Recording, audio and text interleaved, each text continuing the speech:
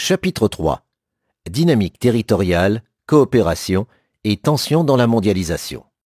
La mondialisation est un processus d'accroissement des échanges internationaux et de l'interdépendance entre les territoires.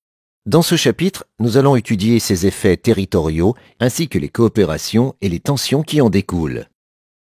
Les territoires moteurs de la mondialisation sont l'Amérique du Nord, l'Europe occidentale et l'Asie-Pacifique.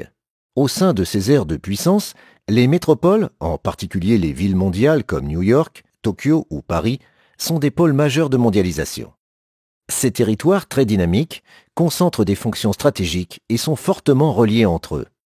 Les pays émergents, notamment la Chine et la Russie, s'intègrent de plus en plus dans la mondialisation.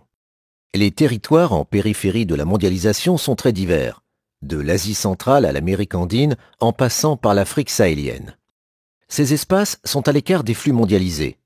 Les pays les moins avancés et les États défaillants, dictatoriaux ou en guerre sont en marge de la mondialisation. Ils cumulent les faiblesses, la pauvreté, une économie peu diversifiée, l'enclavement ou encore l'instabilité politique. La libéralisation des échanges est encouragée par des institutions internationales comme l'Organisation mondiale du commerce ou le Fonds monétaire international.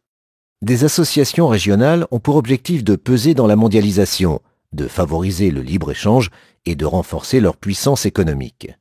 Mais ces organisations connaissent toutes des tensions et la mondialisation suscite des oppositions.